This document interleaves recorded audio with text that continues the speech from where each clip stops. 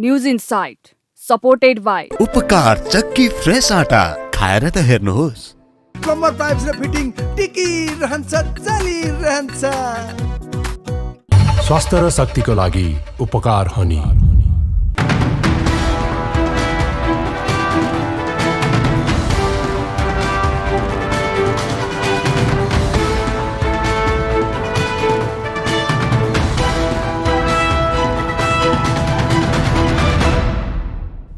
नमस्कार, तपाईँ news insight हेर्दै हुनुहुन्छ र म एलिशा रियाल। हरेक दिन हामी यो समयमा एउटा खास विषयको चिरफार गर्छौं। तपाईँ हाम्रो सरकारको विषय, बेथिति र भ्रष्टाचार विरुद्धको खबरदारीलाई हामी प्राथमिकतामा राख्छौं। आज पनि हामी त्यस्तै एउटा विषय लिएर उपस्थित भएका छौं। अबको 2 सातापछि देशले नयाँ राष्ट्रपति पाउँदैछ। यही फागुन 13 गते राष्ट्रपति उम्मेद्वार मनोनयन दर्ता र फागुन 25 गते निर्वाचन हुँदैछ। आगामी 5 वर्षका लागि राष्ट्रपति को बन्छ, धेरैका लागि चासोको विषय बनेको राष्ट्रपति निर्वाचनमा आज हामी केन्द्रित रहनेछौं।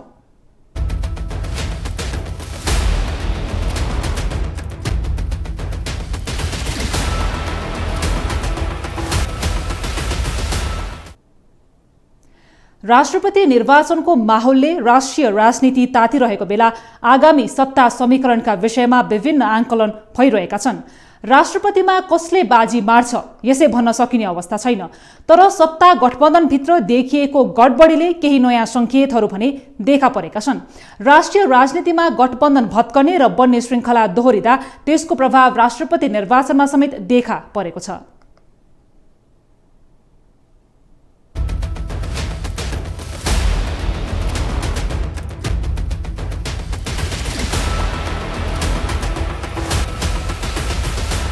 सत्ता राजनीतिका माहिर खेलाडी मानिएका नेकपा माओवादी केन्द्रका अध्यक्ष समेत रहेका प्रधानमन्त्री पुष्पकमल दाहालको कदमले नेकपा एमाले सशंकित बनेको छ। एमालेको सहयोगमा सत्ताको नेतृत्व गर्ने अवसर पाएको माओवादी केन्द्रले राष्ट्रपति निर्वाचनका लागि चालेको कदमले एमाले सशंकित बनेको हो। नेकपा माओवादी केन्द्रका अध्यक्ष दाहालले प्रधानमन्त्री बन्नु अघि एमालेसँग भएको भनिएको सहमति कार्यान्वयन गर्न नमानेपछि एमाले एक्लिने अवस्था बनेको छ। राष्ट्रपति निर्वाचनमा नेकपा माओवादी केन्द्रसहित नेपाली कांग्रेस, नेकपा एकीकृत समाजवादी र जनता समाजवादी पार्टी एक ठाउँमा उभिएका छन्। राष्ट्रपति निर्वाचनका लागि उम्मेदवारी मनोनयन दर्ताको अघिल्लो दिन यी चारवटै दलहरू छलफलमा जुटेका हुन्। यसैबीच नेकपा एमालेका अध्यक्ष केपी शर्मा ओलीसँग पनि प्रधानमन्त्री दाहालले भेट गरेका छन्। तर ओलीसँगको भेटमा राष्ट्रपतिका विषयमा ठोस सहमति जुट्न सकेन।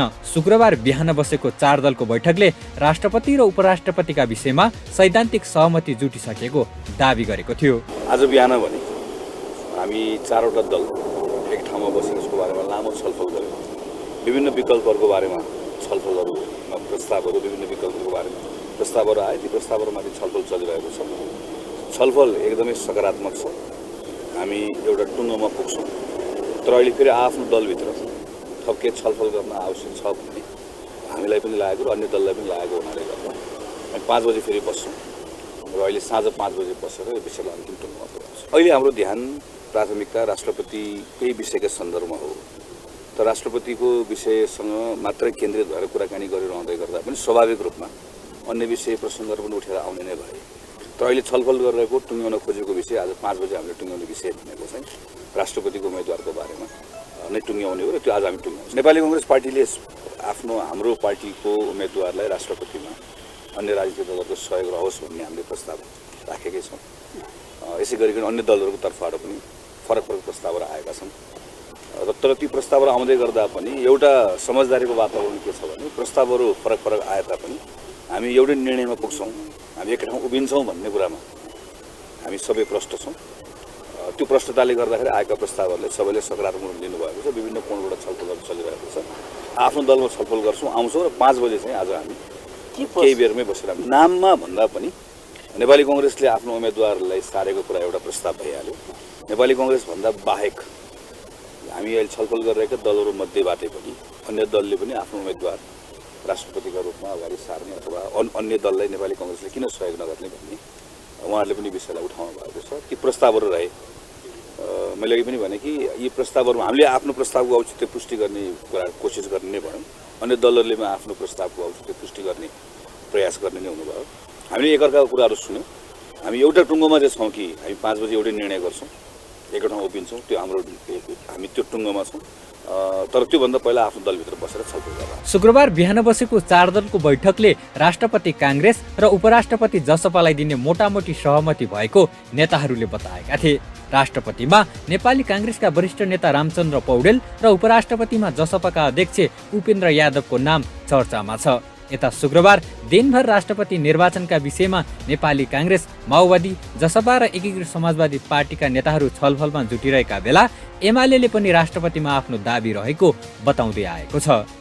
एमालेको हुन्छ भन्ने कुरा त हामीले पुस 10 गते टुङ्गो लगाएर बसेको गठबन्धनमा अलि पछिल्लो समय अलि समस्या देखिएको हो अध्यक्षज्यू। नेपाली काङ्ग्रेस नेतृत्वको तत्कालीन 5 दलीय गठबन्धन भत्किएको 2 महिनापछि पुनः पुरानै गठबन्धन बिउतिने सम्भावना बलियो बन्दै गएपछि काङ्ग्रेस उत्साहित बनेको छ। राष्ट्रपतिको उम्मेद्वार चयनका विषयमा एमाले र माओवादी केन्द्रबीच दूरी बढ्नु र पुरानै गठबन्धन बिउतिने सम्भावना बलियो हुनुले राष्ट्रपति आफ्नो पोल्टामा पार्न काङ्ग्रेस सफल बनेको हो।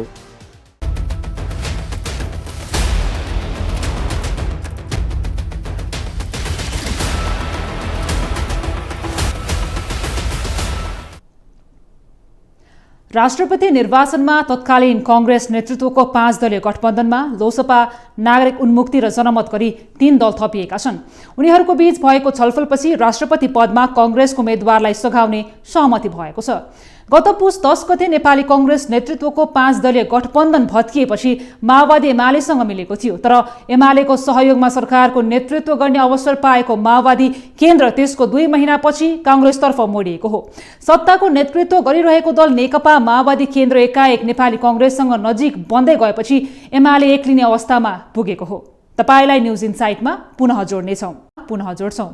राष्ट्रपति निर्वाचनका विषयमा विभिन्न अड्कल भइरहेका बेला दोस्रो तहका नेताहरूका पनि केही अभिव्यक्ति आएका छन्। राष्ट्रपति निर्वाचनले पुरानै गठबन्धन बिउतने सम्भावना बलियो बन्दै गएको छ। राजनीतिक दलका शीर्ष नेताहरू राष्ट्रपतिको उम्मेद्वार कसलाई बनाउने भन्ने विषयमा छलफलमा जुटिरहेका बेला सत्ता पक्ष र प्रतिपक्ष दलका केही नेताहरूको भनाइ अबको क्रममा।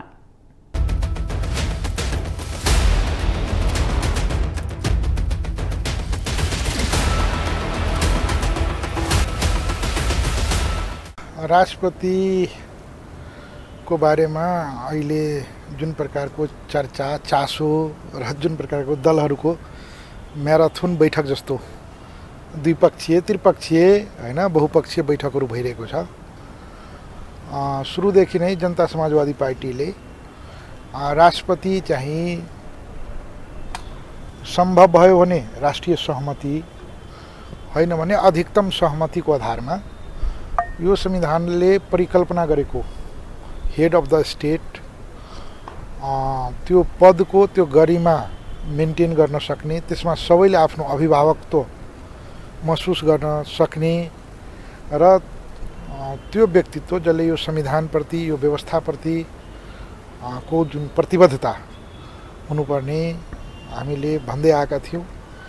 र मलाई अहिलेसम्म यिनीहरूको बिचमा विभिन्न चरणका बैठकहरू त भएको छ, तथापि जसपाले अहिले पनि राष्ट्रपतिको गरिमा राख्न सक्ने व्यक्तित्वलाई त्यहाँ पठाउनुपर्छ। त्यो दलको भन्दा पनि त्यसमा कुनै न कुनै रूपमा सबै दलले त्यसको स्वामित्व लिन सक्ने व्यक्तित्व गयो भने यसले राष्ट्रपतिको बारेमा जुन प्रकारको परिकल्पना गरेको छ र विगतमा जुन राष्ट्रपतिको कार्यकाल जुन हामीले अनुभव गर्यो र जुन अहिले एउटा भनौँ न एउटा मनोवैज्ञानिक त्रास छ, भोलिको दिनमा कुनै एउटा दल विशेषको भयो भने त्यो दुरुपयोग हुन्छ कि भन्ने जुन त्रास छ त्यसलाई पनि चिर्नको लागि एक प्रकारको सहमतिको आधारमा ताकि त्योले त्यो पदसँग न्याय गर्न सकुन् भन्ने दलहरूका बिचमा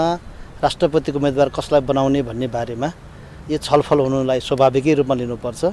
जहाँसम्म लाग्छ राष्ट्रपतिको उम्मेदवारका बारेमा नेपाली काङ्ग्रेस पार्टीले राष्ट्रपतिको उम्मेदवारी दाबी गरेको कुरा यहाँहरू सबैलाई सर्वविदितै छ। सोही सिलसिलामा हामीले विभिन्न राजनीतिक दलका नेतृत्वहरूसँग आवश्यक परामर्श छलफलहरू अगाडि बढाइरहेकै छौँ।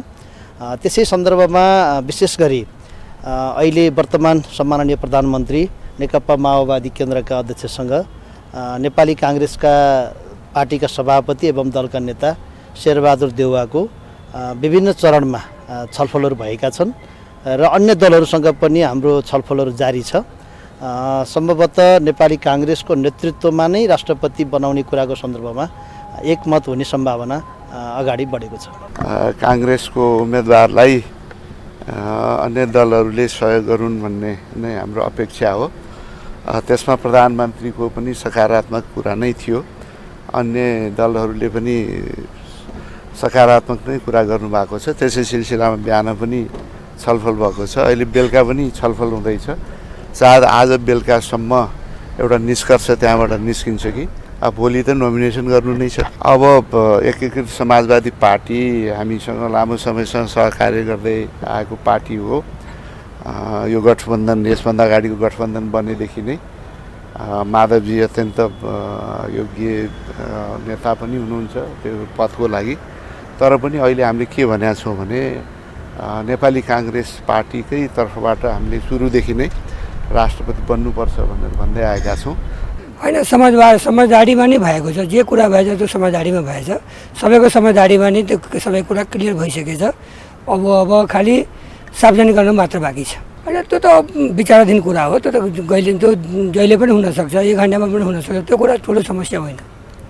जहाँ समस्या थियो त्यो समस्या समाधान भयो। अहिले हाम्रो पार्टीको प्रयास के हो भने हामीले एजेन्डाहरू सहित राष्ट्रिय सहमति गर्ने भनेर हामीले प्रस्ताव अगाडि सारेका छौँ।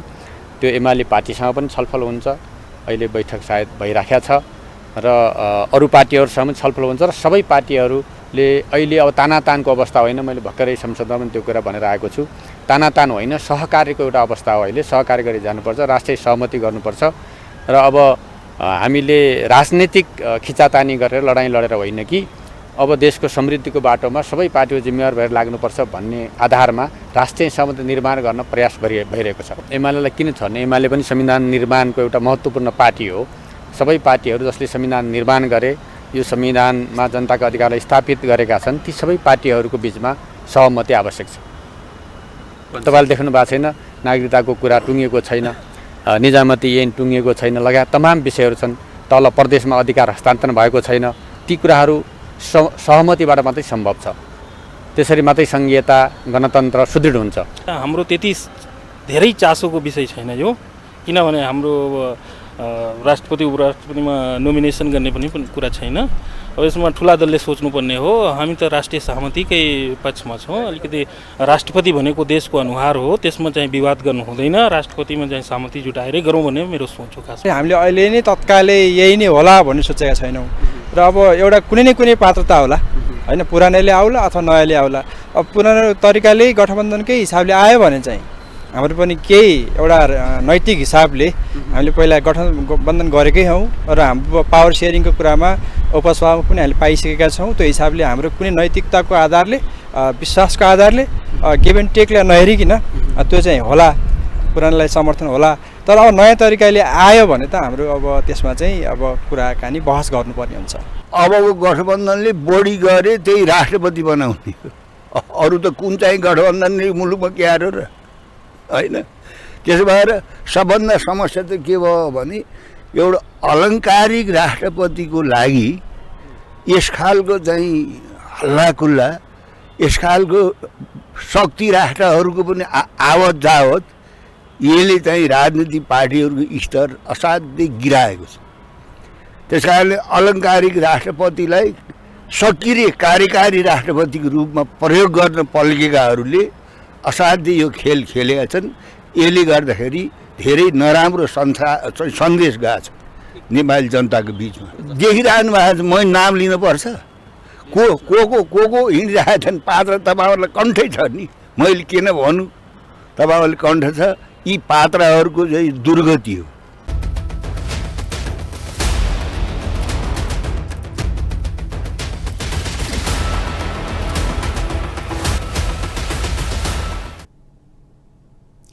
राष्ट्रपतिको भूमिकाका विषयलाई लिएर पछिल्लो समय खूब चर्चा हुने गरेको छ र राष्ट्रपति भूमिका र कार्यशैलीको कारण व्यवस्थामाथि नै प्रश्न उठ्ने गरेको छ। राष्ट्रपति बन्ने व्यक्तिको पृष्ठभूमि दलीय आधारमा जुनसुकै पार्टीको भए पनि राष्ट्रपति पदको जिम्मेवारी सम्हालिसकेपछि कुनै पनि आग्रह पूर्वाग्रहमाथि उठ्न सक्नुपर्छ र राष्ट्रपति संस्थाको गरिमालाई कायम गर्न सक्नुपर्छ। तपाईलाई न्युज इनसाइटमा पुनः जोड्नेछौँ। तपाईलाई न्युज इनसाइटमा पुनः जोड्छौँ। राष्ट्रपति संवैधानिक र आलङ्कारिक पद हो, तर राजनीतिक दलहरूका लागि राष्ट्रपति पद कुनै कार्यकारी भन्दा कम लागेको छैन। हुन पनि विगतका घटनाक्रमहरूले राष्ट्रपति पद कति महत्त्वपूर्ण हो भन्ने कुरा दलहरूले भुलेका छैनन्। सरकारसँगको टसमसका कारण सरकारले चाहेका काममा राष्ट्रपतिको हस्तक्षेपकारी भूमिका देखिएको भन्दै आलोचना हुँदै आएको थियो। सोही कुरालाई बोध गरेका दलहरूले त्यस्ता विषयहरूमा अझै पनि सचेत बन्न सकिरहेका छैनन्।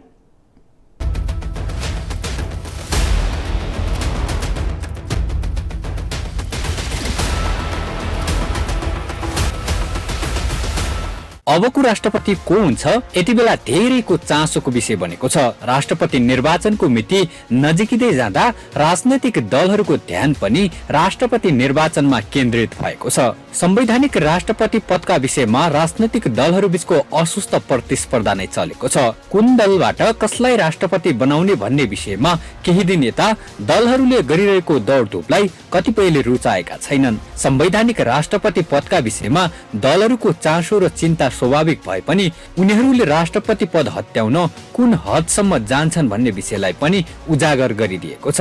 सत्ता र शक्तिका भोका दलहरू जोसुकैलाई जुनसुकै प्रलोभन देखाएर भए पनि राष्ट्रपति पद हत्याउन लागिरहेका छन्। राजनीतिक गतिविधिमा राष्ट्रपतिलाई संलग्न गराउन राजनैतिक दलहरू जिम्मेवार रहेको विश्लेषण समेत हुन थालेको छ। राष्ट्रपति निर्वाचनको माहौलले राष्ट्रिय राजनीति तरङ्गित छ। संघीय संसदका सांसद र प्रदेश सभाका सांसद मतदाता रहने राष्ट्रपति निर्वाचनबाट कसलाई लाभ मिल्छ धेरैका लागि चासोको विषय बनेको छ। संविधानको पालन र संरक्षण गर्ने राष्ट्रपति पदलाई दलहरूले आफ्नो स्वार्थ अनुकूल उपभोग गर्ने भएकाले पनि दलहरू मरिमेटी लागि परेका छन्। पहिलो राष्ट्रपति रामवरण यादवको कार्यकाल त्यति धेरै विवादित नभए पनि पछिल्लो पटक 2 कार्यकाल राष्ट्रपति बनेकी विद्यादेवी भण्डारीको भूमिकाको आलोचना हुँदै आएको छ। राष्ट्रपति जस्तो संस्थाले पदीय गरिमा भुलेर दलहरूको स्वार्थ अनुकूल काम गरेको आरोप राष्ट्रपति भण्डारीले खेप्दै आएकी छन्। संविधान र कानून बमोजिम कार्य सम्पादन गर्नुपर्ने राष्ट्रपति विवादमा मुछिनुले पदीय मर्यादाको समेत ख्याल गर्न नसकेको टीका टिप्पणी हुँदै आएको छ। यस्तो अवस्थामा अबको राष्ट्रपति को हुन्छ भन्ने विषयलाई चासोका साथ हेरिएको छ। दलीय प्रभावबाट मुक्त, निष्पक्ष र संविधानप्रति वफादार व्यक्ति राष्ट्रपति हुनुपर्ने भन्दै राष्ट्रिय सहमतिको प्रयास समेत नभएको होइन। तर यस विषयमा दलहरूका आफ्नै स्वार्थका कारण सम्भव देखिँदैन। दलहरूले आफ्नो अनुकूलको पात्रलाई राष्ट्रपति बनाएर त्यसबाट लाभ लिन खोज्नु लोकतन्त्रका लागि स्वीकार्य विषय कदापि होइन। संविधानमा राष्ट्रपतिको काम, कर्तव्य र अधिकार कस्तो छ त? संविधानको धारा 66 मा राष्ट्रपतिको काम, कर्तव्य र अधिकारका बारेमा उल्लेख गरेको छ। संविधानको धारा 66 मा 3वटा उपधाराको व्यवस्था गरिएको छ। धारा 66 को उपधारा 1 मा राष्ट्रपतिले संविधान र संघीय कानून बमोजिम निजलाई प्राप्त अधिकारको प्रयोग र कर्तव्यको पालना गर्नेछ भनिएको छ। धारा 66 को उपधारा 2 मा उपधारा 1 बमोजिम अधिकारको प्रयोग वा कर्तव्यको पालना गर्दा यो संविधान वा संघीय कानून बमोजिम कुनै निकाय वा पदाधिकारीको सिफारिसमा गरिने भनी किटानीका साथ व्यवस्था भएको कार्य बाहेक राष्ट्रपतिबाट सम्पादन गरिने अन्य जुनसुकै कार्य मन्त्री परिषदको सिफारिस र सम्मितबाट हुनेछ। यस्तो सिफारिस र सम्मित प्रधानमन्त्री मार्फत पेश हुनेछ भन्ने व्यवस्था गरिएको छ। धारा 66 को उपधारा 3 मा उपधारा 2 बमोजिम राष्ट्रपतिको नाममा हुने निर्णय वा आदेश तत्सम्बन्धी अधिकार पत्रको प्रमाणीकरण संघीय कानून बमोजिम हुने व्यवस्था छ। राष्ट्रपतिका लागि योग्यता के चाहिन्छ? संविधानको धारा 64 मा राष्ट्रपतिको योग्यताको विषय उल्लेख छ। संविधानको धारा 64 को उपधारा 1 मा देखाएको योग्यता भएको व्यक्ति राष्ट्रपति हुनका लागि योग्य हुनेछ। संघीय संसदको सदस्य हुन योग्य भएको, कम्तीमा 45 वर्ष उमेर पूरा भएको, कुनै कानूनले अयोग्य नभएको। संविधानको धारा 64 को उपधारा 2 मा उपधारा 1 मा जुनसुकै कुरा लेखिएको भए तापनि 2 पटक राष्ट्रपति निर्वाचित भइसकेको व्यक्ति राष्ट्रपतिको निर्वाचनमा उम्मेद्वार हुन सक्ने छैन भनिएको छ।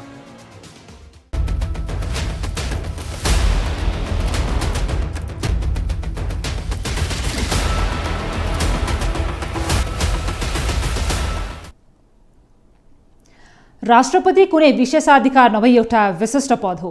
राष्ट्रपति पदलाई संविधानले गणतन्त्रको प्रतीक र एकताको बिम्बका रूपमा स्वीकार गरेको छ।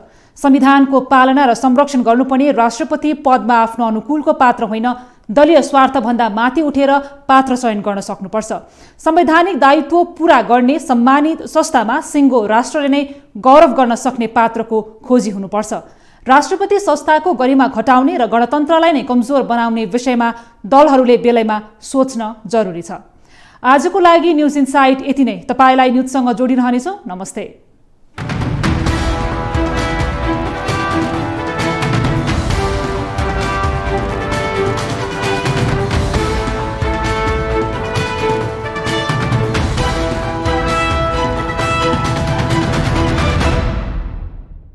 न्युज इनसाइट सपोर्टेड बाई उपकार चक्की फ्रेस आटा खाएर त हेर्नुहोस्।